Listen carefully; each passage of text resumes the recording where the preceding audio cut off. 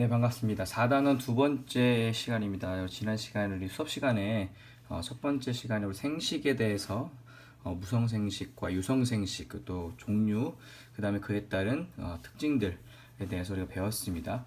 우리가 이게 생식이 일어난다는 것은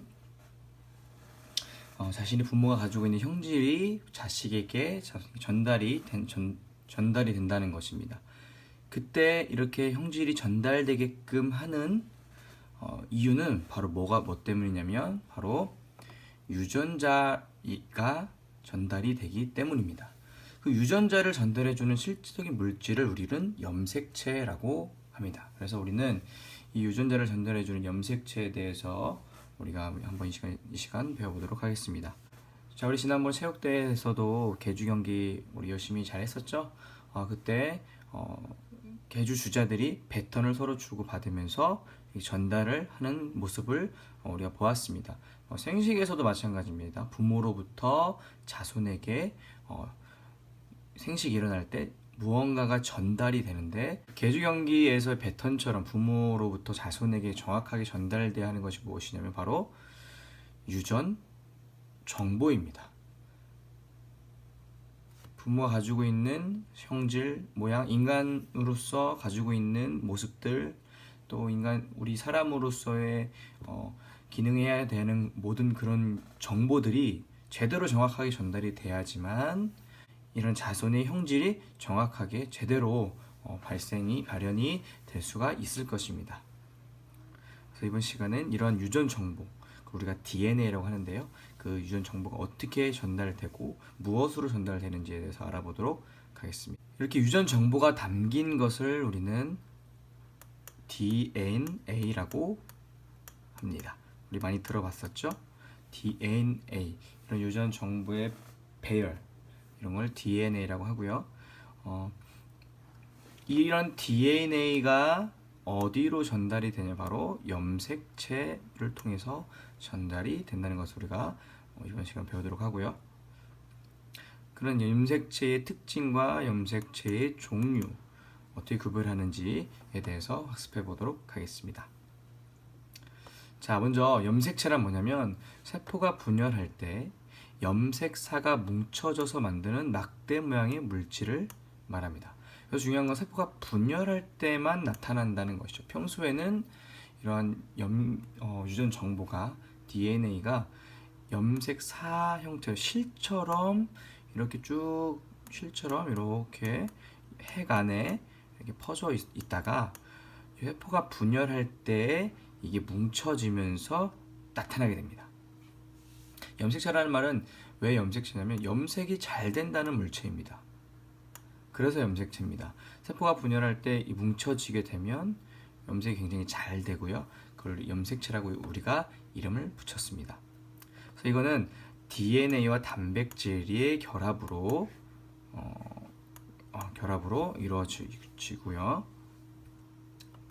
그래서 생물의 고유한 특징을 나타내게 하는 그런 유전자들이 이런 염색체의 일정한 위치에 다 정해져서 유전이 일어나게 됩니다. 그래서 아까 말했듯이 세포가 분열하지 않을 때는 실모양 염색사 상태로 존재를 하게 됩니다. 자, 이게 바로 염색체 구조를 나타내는 그림인데요.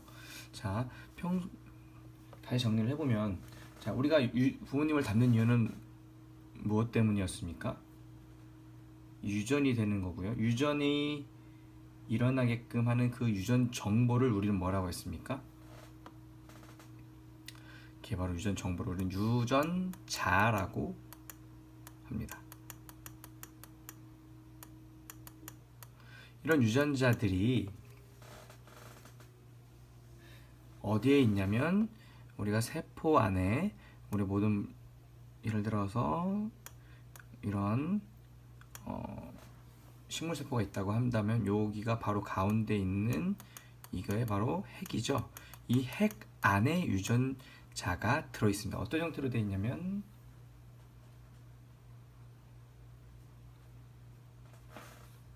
다시 핵 안에 유전자가 들어있는데요. 유전자가 일정한 배열을 이루면서 들어있습니다. 그걸 우리는 뭐라고 하냐면 바로 여기 있는 것들이 바로 다시 바로 여기 있는 것들이 유전 정보입니다. 유전자입니다.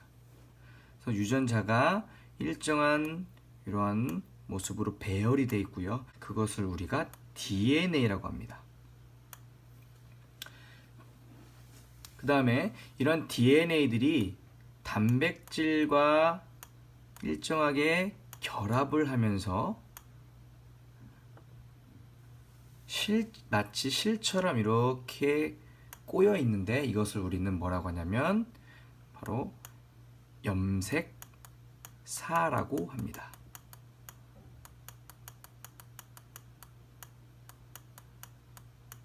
그래서 평소에는 해간에 이러한 DNA와 단백질이 결합된 염색사가 이렇게 퍼져 있다가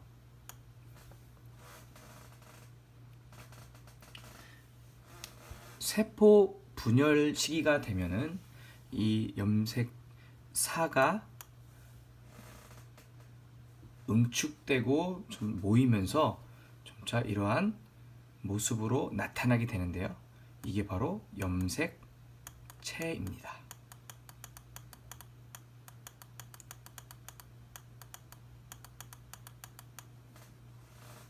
자, 자손에게 생물의 고유한 특징을 나타내는 유전 정보를 전달하는 건 뭐였습니까? 방금 했듯이 그렇죠. 염색체이고요. 자, 이런 염색체의 특징에 대해서 우리도 좀 더 살펴보도록 하겠습니다. 자, 새세포 안에는 염색체가 모양과 크기가 같은 쌍으로 항상 들어가 있습니다. 이것을 우리는 뭐냐면 상동 염색체라고 합니다. 아까 봤듯이 요 하나는 바로 염색체 하나가 되고요. 이거와 모양과 크기가 같은 또 다른 염색체가 하나 또 있습니다. 이거를 우리는 두 쌍을 상동 염색체, 모양이 같다. 그래서 상동 염색체라고 합니다. 이게 각각 하나는 아버지, 하나는 어머니에게서 물려받은 것들입니다. 그래서 상동 염색체는 유전 정보가 서로 다릅니다. 어머님 성질, 아버님 성질이 좀 다르기 때문에 그러한 유전 정보를 다른 것들을 하나씩 물려받습니다. 그 다음에 염색체에서 보면은 염색체가 또 하나 다른 다시 자 염색체를 보면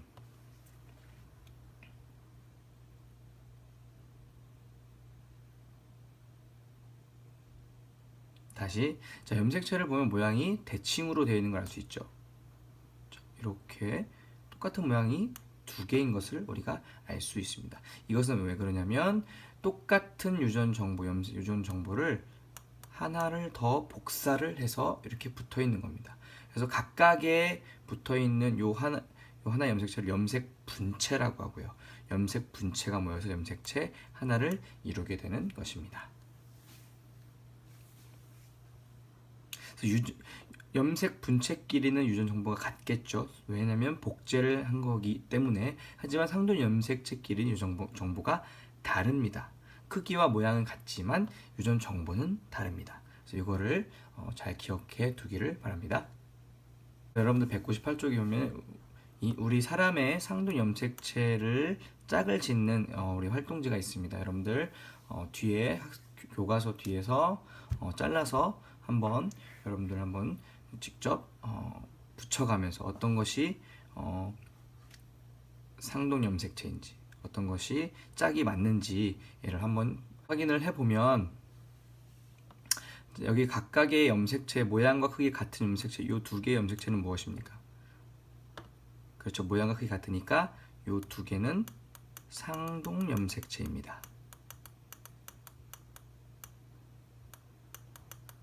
상동 염색체가 몇 쌍이 있는 겁니까? 하나, 둘, 셋, 넷, 다섯에서 22쌍이 있는 것을 우리는 확인할 수가 있습니다.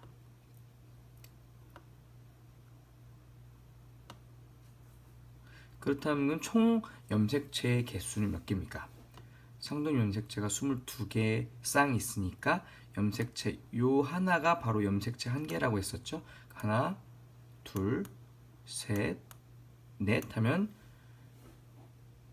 상동 염색체 총 개수는 4개가 됩니다.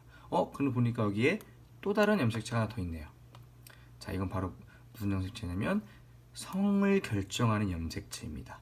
그래서 여기에 남자 같은 경우에는 X 하나, Y 하나 이렇게 결합이 돼서 총 46개의 염색체를 우리 사람은 가지고 있는 것을 확인할 수가 있습니다.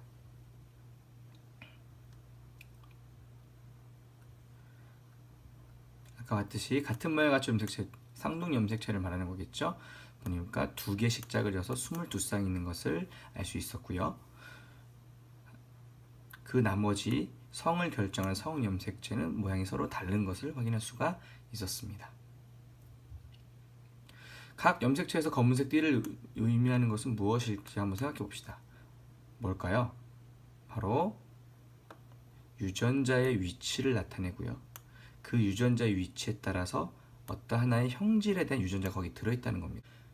자, 퀴즈 풀어볼까요? 다음 중 상동 염색체에 대한 설명을 옳지 않은 것 찾아봅시다.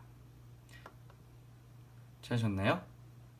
바로 정답은 그렇죠, 3번이죠. 상동 염색체는 유전자 구성이 다르다고 아까 설명을 했습니다. 모양과 크기가 같을 뿐이지 그 안에 있는 유전자의 구성은 다르다는 것을 우리는 확인할 수 있습니다. 그래서 아까 봤듯이 염색체의 종류는 상염색체, 아까 모양과 크기 같은 그런 상동 염색체를 이루는 상염색체를 우리는 상염색체라고 합니다. 이거는 암수 공통, 즉 남자 여자가 똑같이 가지고 있습니다. 그렇다면 성별은 어떻게 결정됩니까? 그렇죠, 아까 봤던 X 또는 Y 이런 것들 바로 우리가 성염색체라고 하는데요. 사람의 경우 X, Y 있고 남자의 경우에는 XY, 여자의 경우에는 XX를 염색체를 가지고 있습니다. 정리를 해보면 사람 염색체는 아까 봤듯이 총 46개 염색체가 있었죠. 44개의 상동 염색체 44개, 그 다음에 성 염색체 2개에서 46개가 염색체가 있고요. 남녀 염색체 구성을 비교하면 남자가 44개, 상염색체 44개, 그 다음에 성염색체 X, Y. 우리 남자들은 보통 Y 셔츠를 입죠. 그래서 X, Y입니다. 여자는 44개 상염색체를 가지고 있고요.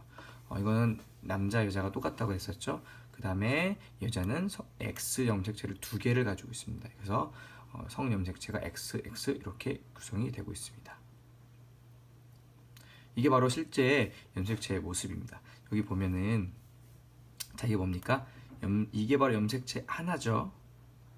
그리고 요거 전체가 상동 염색체입니다. 이것은 보면 XX 성염색체가 똑같은 걸 확인할 수 있으니까 바로 여자의 염색체고요.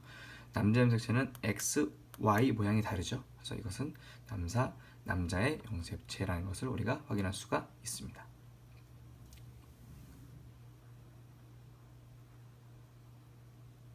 자, 우리가 여러 가지 염색체, 생물의 염색체를 수를 비교를 할 수가 있는데요. 자, 보면은 코알라, 침팬지, 요굴레나 새우, 양파, 토마토, 쌀. 아까 사람은 몇 개였습니까? 46개였죠. 사탕수수, 새우 이런 것들은 어떻습니까? 염색체 수가 인간보다 훨씬 더 많습니다. 그래서 염색체가 많다고 무조건 좋은 것이 아니라는 뜻이죠. 그래서 같은 종류의 생물은 생식세포를 제외한 모든 세포에서 염색체 수와 모양이 다 같게 되는 것입니다. 그렇기 때문에 같은 종류 생물이 되는 거겠죠. 하지만 꼭 반대로 염색체의 수가 같다고 해서 같은 생물이 되는 것은 아닙니다. 이거 보면 토마토 24개, 쌀 24개, 염색체의 개수는 같지만 전혀 다른 생물체가 된다는 것을 확인할 수가 있겠죠.